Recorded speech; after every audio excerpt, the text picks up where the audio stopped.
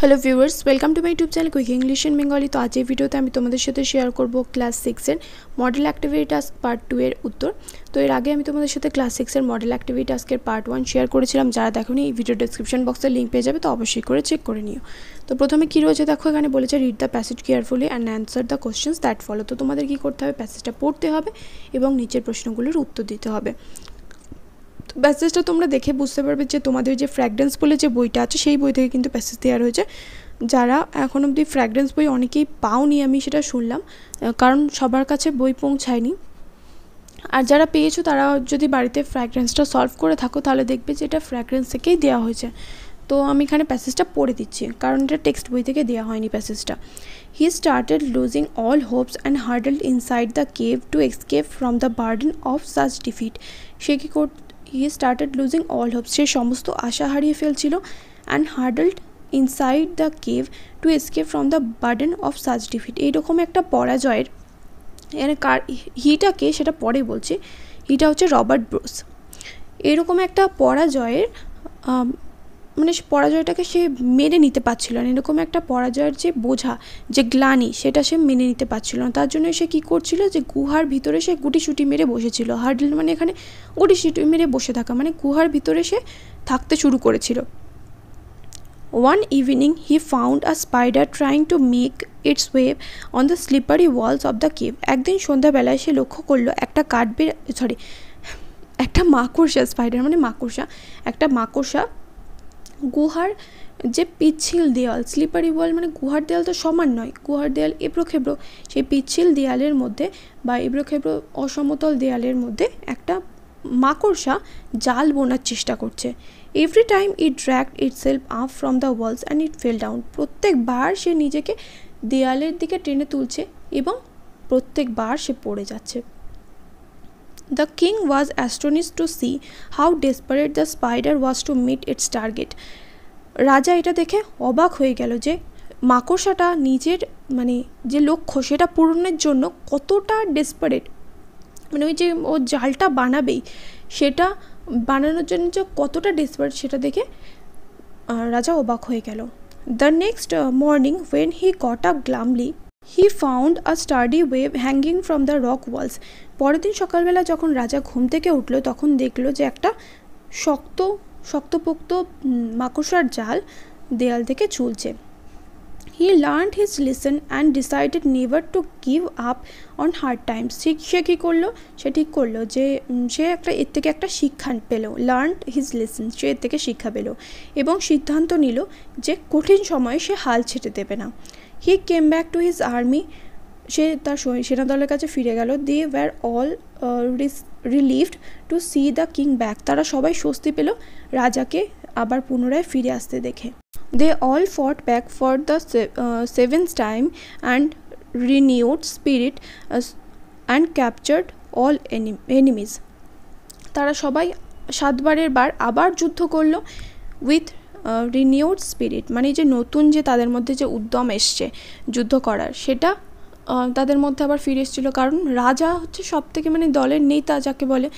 তো রাজা যদি মনটাকে শক্ত রাখে তাহলে তো অবশ্যই যারা সেনা দল তাদেরও মন শক্ত থাকবে, তারাও মানে যুদ্ধ করতে বেশি উৎসাহিত, কারণ তাদের রাজ্য ফিরে পেতে হবে। রবার্ট ব্রুসের গল্পটা তোমরা সবাই জানো যে রবার্ট ব্রুস নামে একজন রাজা ছিলেন, তিনি খুবই ভালো ছিলেন রাজা, কিন্তু কিছু বিরোধী শত্রুপক্ষ হঠাৎ করে তাদের উপর হামলা করে তাদের রাজ্য দখল করে নেয়।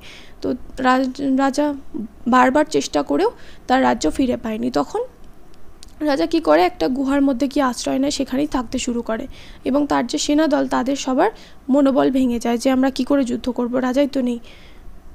তো যখন রাজা আবার নতুন উদ্যম নিয়ে আসছে তখন সেনাদলের মনোবলও ফিরে আসছে। তাহলে এখানে দেখো ক্যাপচার্ড অল এনিমিস, মানে সমস্ত শত্রুদের তারা বন্দি করলো, মানে 7 বারের বার যখন যুদ্ধ করলো তখন কিন্তু তারা জিতে গেল। তো অ্যাক্টিভিটি 1-এ বলেছে complete the following sentences with information from the text, অর্থাৎ টেক্সট থেকে ইনফরমেশন নিয়ে শূন্যস্থানগুলো পূরণ করতে হবে। তো প্রথমটা রয়েছে the spider was desperate because it wanted to. মাকড়সাটা ডেসপারেট ছিল কারণ সে কী চেয়েছিল, make its web on the slippery walls of the cave, কারণ মাকড়সাটা চেয়েছিল গুহার ওই অসমতল যে দেওয়াল সেই দেওয়ালের মধ্যেই মানে জালটা বানাবে ওর। মাকড়সার জালটা বানাবেন।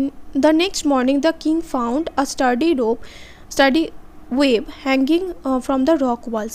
পরের দিন সকালে রাজা দেখেছিল যে একটা শক্তপোক্ত মাকড়সার জাল দেওয়াল থেকে ঝুলছে। The king learned a good lesson to see the spider making web on the slippery walls of the cave. রাজা একটা ভালো শিক্ষা পেয়েছিল।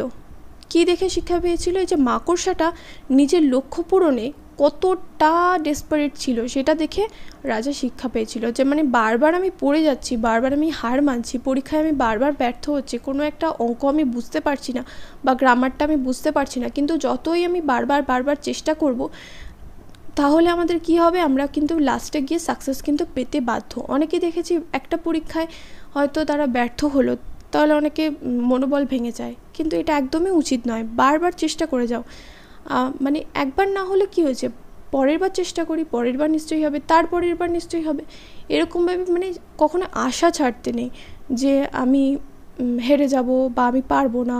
এই যদি পারবো না কথাটা কেউ বলে তাহলে কিন্তু কেউ তাকে দিয়ে আর কোনো সেই কাজটা করাতে পারে না। কারণ আমার মা একটা খুব কথা বলে, মানে পারবো না কথাটা বলিও না। আর এই কথাটা মানে আমার পুরো সারা জীবনের একটা লেসন হয়ে গেছে। যদি আমি এরকম ভাবতাম যে আমার আগের চ্যানেলটা ডিলিট হয়ে গেছে, তাহলে আমি এই চ্যানেলটা বানাবো না, আমিও মানে সাকসেস পাবো না, তাহলে কিন্তু আর কোনো দিন তোমাদের সামনে হয়তো ওই ভিডিও এরকমভাবে বানিয়ে আমি তুলে ধরতে পারতাম না।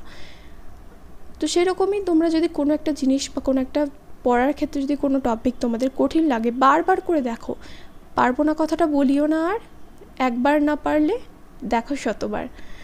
মানে যদি কোনো একটা জিনিস না পারো সেটাকে বারবার করে দেখো, তাহলে দেখবে তোমরা জিনিসটাকে শিখতে পারছো। তো যাই হোক, এটা পরের কথা। অ্যাক্টিভিটি 2-তে আসো এবার। অ্যাক্টিভিটি 2-তে বলেছে there are some errors in the following sentences. নিচের বাক্যগুলিতে কিছু ভুল রয়েছে। Find them out and rewrite correct sentences. তো তোমাদের এখানে কি করতে হবে, তোমাদের ওগুলোকে খুঁজে বের করতে হবে এবং পুনরায় আবার সেগুলোকে লিখতে হবে। I saw a pretty bird sitting on a window sill. Sitting on a window sill, তাহলে I saw a pretty bird sitting on a window seal.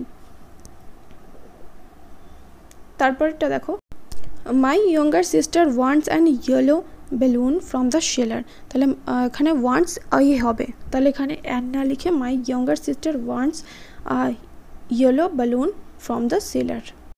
Next activity 3-তে বলেছে suppose you bought a rubber ball from a shop. ধরো যে তুমি একটা rubber বল কিনেছো একটা দোকান থেকে। The shopkeeper put the ball in a small box and wrapped the box with colourful paper.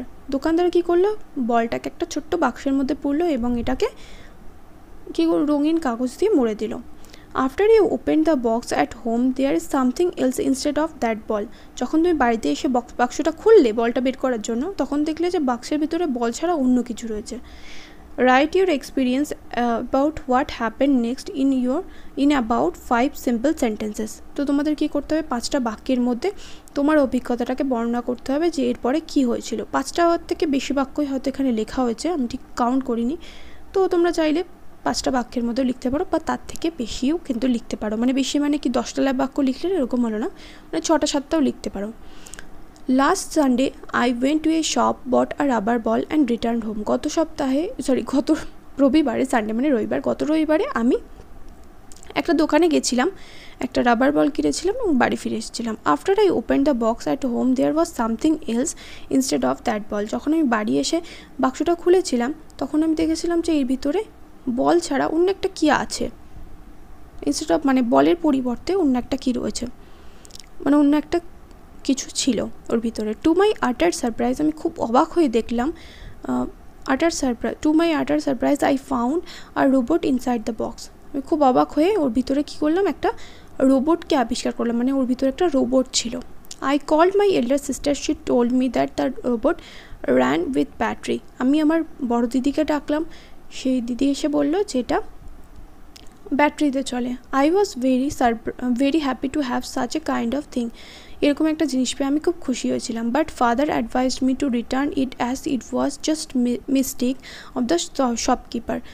বাবা বললো যে এটা তো দোকানদার ভুল করে এটা দিয়ে দিয়েছে, তাই বাবা আমাকে উপদেশ দিলে এরকমভাবে কোনো জিনিস নেওয়া উচিত নয়, তুমি দোকানে গিয়ে ফেরত দিয়ে আসো।